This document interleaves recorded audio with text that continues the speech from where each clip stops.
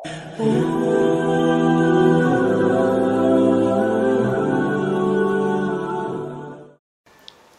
melihat, bahaya mata ini.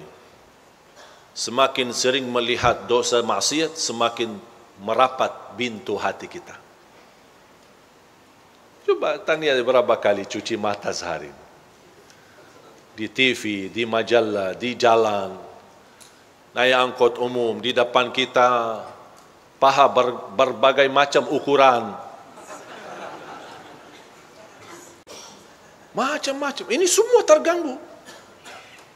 Mungkin masih di Madinah terjaga, tidak ada yang kelihatan paha. Masih kita bisa jaga pandangan. Dan subhanallah, jangan anda merasa semakin di Madinah bisa menikmati ibadah, semakin mulia. Justru semakin berat ujiannya, semakin banyak godaannya, dan semakin anda mampu bertahan dan istiqamah beribadah, anda akan menjadi lebih mulia daripada orang Madinah. Karena ibadah tidak sama di sisi Allah bagi orang yang mudah beribadah sama orang yang banyak godaannya untuk beribadah. Semuanya di sisi Allah tidak ada yang sia-sia. Jadi jaga pandangan. Kalau terpaksa cuci mata boleh sekali. Tapi sekali itu jangan panjang. Sekali melihat, ini bukan hak kita, haram dilihat, bukan muhrim kita. Astaghfirullah. Ya Allah maafkan. Ada yang berkata, oh jadi yang pertama halal, yang pertama boleh, tapi panjang. Kan masih pertama katanya. Astaghfirullahalazim.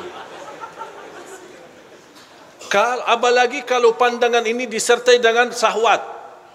Kadang-kadang gara-gara satu pandangan itu bisa membuat orang jatuh cinta. Sambil tidur mimpi perempuan itu. Atau apa yang dia lihat. Sambil terbangun pemikiran, perasaan macam-macam. Sambil berdoa, ya Allah ketemukan lagi kalau dia jodoh saya, ya Allah. Lama-kelamaan, ya Allah kalau saya tidak nikah sama dia, saya bisa bunuh diri. Aduh, kok berubah semuanya. Itu semua gara-gara pandangan pertama. Makanya di dalam bahasa Arab, wal hubbu minan nadratil ula. Jatuh cinta gara-gara satu pandangan. Ada enggak yang jatuh cinta gara-gara satu pandangan?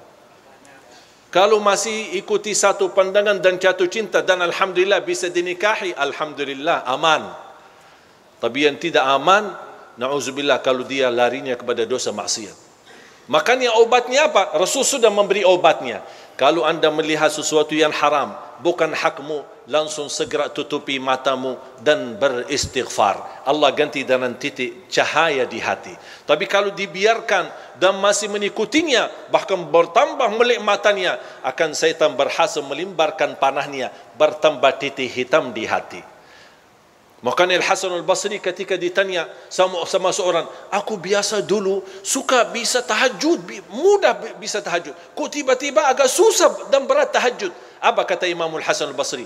Kabbalatka dhunubuka wa ma'asik. Terikat dirimu gara-gara dosamu. Yang biasa di saf pertama, tiba-tiba suka telat, tolong tanya diri, dosa apa yang kita lakukan? Sambil mundur. Tahajud mudah, tiba-tiba merasa berat. Ingat ada dosa yang kita lakukan yang membuat kita malas. Apapun ini dosa sangat buruk.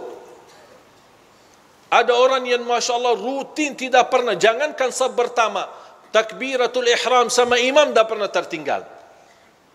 Saya pernah kenal sama ada orang ulama dari India. Usia meninggal beliau 183. Maaf 138. Usia 138. Dan dia ulama besar di India, ulama hadis. Hafal semua buku hadis. Bukhari, Muslim, Abi Daud, Tirmidzi, Nasai, semua hadis hafal. Pernah guru saya bertemu dengan beliau dan mendapatkan ijazah. Ijazah sanad di ilmu hadis.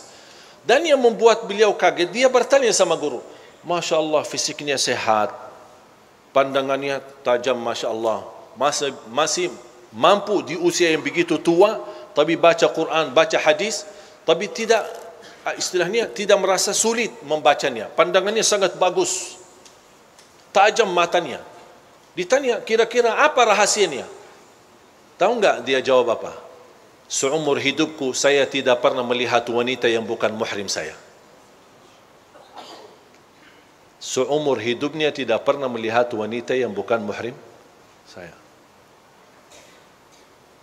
Aduh ya Allah, berapa kali mata kita ini ya Allah.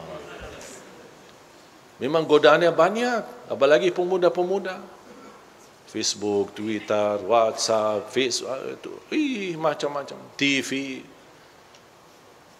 Dan yang lebih aneh kita di Indonesia kalau Ramadan bukan Ramadan isi TV sama aja. Dan itu laku di Ramadan. Cuba nonton acara live yang musik lagu-lagu apa? Isinya semua wanita berjilbab. Kau datang habis i'tikaf di masjid pergi ke sana, i'tikaf lagi di TV sampai subuh. Aduh, jadi luar biasa godaan kita ini. Makanya jaga pandangan.